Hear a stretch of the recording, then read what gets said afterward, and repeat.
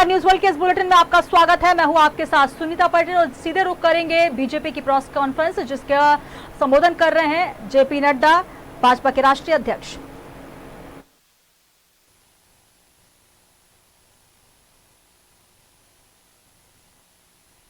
और फ्रंट से लड़ करके, और मैं यह भी कहना चाहूंगा और यहां पर देश को धन्यवाद देना चाहूंगा कि प्रधानमंत्री जी के एक एक आह्वान को देश ने रिस्पॉन्ड किया, देश ने सुना, देश ने समझा, देश ने उसको आत्मसात किया। इसलिए मैं देश की जनता को भी धन्यवाद देता हूं। और साथ ही साथ मोदी जी ने जिस नेतृत्व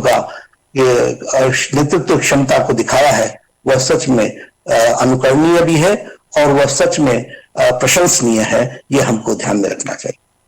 मित्रों, कोरोना के साथ साथ भारत ने मोदी जी के दूसरे कार्यकाल में, प्रथम वर्ष में बहुत डिसाइसिव डिसीजंस लिए।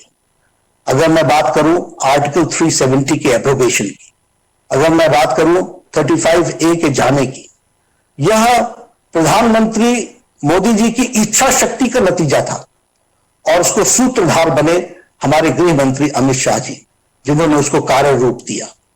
दुनिया बोलती थी ये असंभव है। हम लोग बहुत समय से कहते थे एक देश में एक निशान, एक विधान, एक प्रधान, एक संविधान, लेकिन ये बचपन से कहते हुए हम जानते थे कि इसको करना बहुत कठिन कार्य है। लेकिन मोदी जी की इच्छा शक्ति ने इसको पूरा किया और धारा 370 को समाप्त करके, एब्रोगेट करके, जम्मू कश्मीर की जनता जो मुख्य धारा में शामिल होने में दिक्कत आती थी, वह आज मुख्य धारा में शामिल हो गई है। वहां की महिलाओं के जो भारत के कानून नहीं लगते थे और उनको प्रोटेक्शन नहीं मिलती थी, आज उनको वो प्रोटेक्शन मिल रहा है। हमारे दलित भाई जिनके साथ अन्याय हो रहा था, वर्षों से अन्याय हो रहा था, उनको आज न्याय मिल रहा है। हमारे पाकिस्तान से आए हुए हमारे रिफ्यूजी भाई जो जम्मू कश्मीर में बस गए, उनको न्याय नहीं मिल रहा था, उनको आज न्याय मिल रहा है। उसी तरीके से हमारे प्रॉपर्टी राइट्स जो महिलाओं की थी, वह उनको नहीं मिलती थी, वह आज उनको मिल रही है। इस तरीके से जम्मू कश्मीर, लद्दाख का इलाका वो हमेशा इग्नोर्ड था, वो आज मुख्य धारा में शामिल होकर के अपने विकास की प्रगति के पथ पर चल पड़ा है। इसलिए धारा 370 ये देश की एकता और अखंडता का बहुत महत्वपूर्ण फैसला था, जिसको मोदी जी ने लिया है। अगर हम उसके साथ साथ बात करें तो हमारे CAA का, सिटीजन अमेंडमेंट एक्ट, वर्षों से बात चली आ रही थी कि हमारे अफगानिस्तान से, हमारे बांग्लादेश से, हमारे पाकिस्तान से जो बेचारे आए हैं, रिलीजियसली परसिक्यूटेड हैं, उनको यहां पर भारत में स्थान मिलना चाहिए। लेकिन यह काम नहीं हो पा रहा था। प्रधानमंत्री मोदी जी ने फैसला लिया और इस फैसले के कारण आज CAA, सिटीजन अमेंडमेंट एक्ट लागू हुआ और उनको मुख्य धारा में शामिल होने का मौका मिला, उनको सिटीजनशिप राइट्स मिले। ये हम ध्यान में है।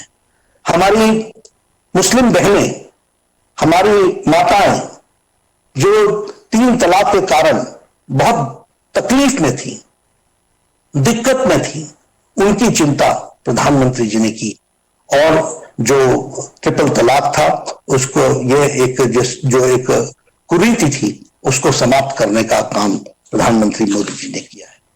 उसी तरीके से टेररिज्म से लड़ने के लिए देश में UAPA, unlawful activities prevention act के तहत टेररिस्ट को टेररिस्ट घोषित करना, उसके खिलाफ एक्शन लेना, यह काम भी प्रधानमंत्री जी ने बखूबी कानून में परिवर्तन ला करके किया।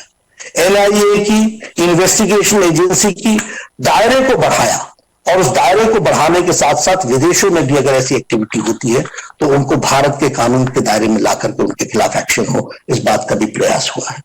उसी तरीके से एक बहुत, जिसको कहते हैं बोल्ड डिसीजन, पॉक्सो का लिया गया, protection of children from sexual offence, उसमें डेथ पेनाल्टी का काम किया गया, तय किया गया कि यदि कोई बच्चे के साथ दुष्कर्म करता है तो उसको डेथ पेनाल्टी होगी।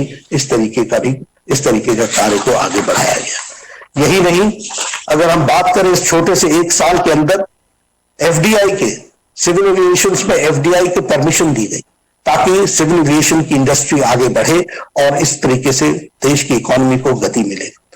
हम लोगों ने, मोदी जी ने कॉर्पोरेट टैक्स को रिड्यूस किया। इस कॉर्पोरेट टैक्स के रिडक्शन के कारण बहुत नीचे तक मार्केट में पैसा का सर्कुलेशन के माध्यम को आगे बढ़ाने का काम किया। उसी तरीके से बैंक्स मजबूती से आगे खड़े होकर के लोगों की सेवा में जुटे, इसलिए बैंक्स का मर्जर करके बैंक्स को मजबूत बनाया, उनकी लेंडिंग कैपेसिटी को मजबूत बनाया, एनपीओ को कम किया और लेंडिंग कैपेसिटी को आगे बढ़ाने का काम किया। अभी कोरोना के साय में ही एनबीएफसी लोन्स पर जो मॉरिटोरियम लगाया, उससे भी लोगों को राहत मिली है। उसी तरीके से कंपनीज एक्ट में परिवर्तन किया गया। कंपनीज एक्ट के परिवर्तन के कारण आज कंपनी सुविधा के साथ और हिम्मत के साथ अपनी बिजनेस एक्टिविटी को आगे बढ़ा सकते हैं, तो इस बात को भी ध्यान में रख करके किया गया। इजी लोन अरेंजमेंट्स इसी 20 लाख पैकेज में भी किया गया है एमएसएमई सेक्टर के लिए। और हम जानते हैं कि त्रिपुरा में ब्रू रियांग की समस्या बहुत लंबे समय से चल रही थी, लेकिन उस समस्या का कोई समाधान नहीं हो पा रहा था।